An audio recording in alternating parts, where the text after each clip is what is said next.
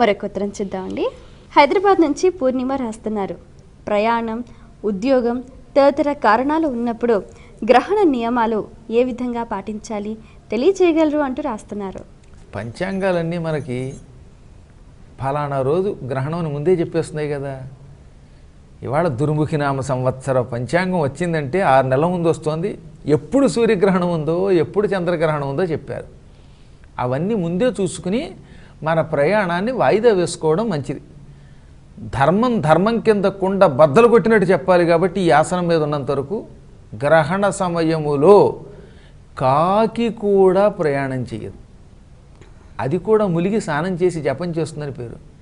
మనం మానవులం ధర్మాన్ని విడిచిపెట్టి మన ఏదో ధనం కోసమో ఏదో ఒక కల్పించుకుంటున్నాం. నేను ఈ పూట ప్రయాణం చెయ్యనని భీష్మించుకుని ప్రజలందరూ ధర్మం మీద నిలబడితే ఈ సృష్టిలో ఎవడూ ఏమీ చేయలేడు. కాబట్టి నేను నిజం చెప్పాలంటే ధర్మం ప్రకారంగా ప్రయాణం చేయొద్దనే చెబుతాను. ఇంకా అత్యావశ్యక స్థితి అని ఒకటి ఉందని మీరు అన్నారు కదా.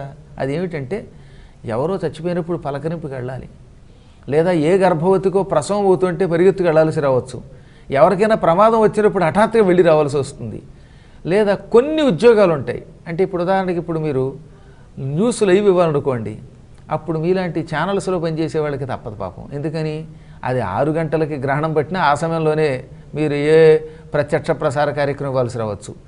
ఇలాగ తప్పనిసరి పరిస్థితులను కొన్ని ఉంటాయి. అటువంటి వారికి మాత్రం ఏం చెప్పారంటే ప్రయాణం చేసే ముందు ఒక దర్భపుల్ల చేత్తో పట్టుకుని భగవంతుడి యొక్క నామాలు దామోదర, సంకర్షణ, వాసుదేవ, ప్రద్యుమ్న ఈ శ్రీమన్నారాయణ నామములు జపం చేసుకుంటూ వెడితే అటువంటి వాడికి ప్రయాణం చేయటం వల్ల వచ్చే దోషం రాదు. అనవసరంగా మాత్రం ప్రయాణం చేయకూడదు. ఇంకా ప్రయాణ సమయమనే కాకుండా కొన్ని ఉద్యోగాలకు వెళ్ళవలసిన పరిస్థితి ఉంది కొంతమందికి, అందరికీ కాదు. కానీ పోలీస్ శాఖలో పనిచేసే వాళ్ళు ఉంటారు. వాళ్ళు ఇంట్లో కూర్చుంటామంటే మరి రక్షణ వరిస్తారు. దేశ రక్షణ ఒకటి ఉంటుంది సిపాయిలకి, అవునా? కాబట్టి సరిహద్దుల్లో రక్షణకి నిరంతరం కృషి చేసేటటువంటి మహానుభావులైన సైనికులు, అలాగే రక్షక భటులు, ఆకాశంలో మనల్ని విమానాల్లో తీసుకెళ్ళేటటువంటి వాళ్ళు, రైళ్లు నడిపేవారు, ఇటువంటి వారికి ఏం చెప్పారంటే శివనామస్మరణ చేసుకుంటే చాలు ప్రయాణం చేయొచ్చు. కాబట్టి వాళ్ళకి మినహాయింపు ఏమిటనమాట, శివశివ అనుకుంటూ వెళ్ళండి. అది కూడా సూర్యుడిని చూడకుండా చేస్తే చాలా మంచిది. సూర్యగ్రహణం గురించి మనం చెప్పుకుంటున్నాం కనుక గ్రహణ సమయంలో సూర్యుడిని చూడకుండా మన ప్రయాణాలు మనం చేసుకున్న, ఉద్యోగాలు చేసుకున్న దోషం కాదు.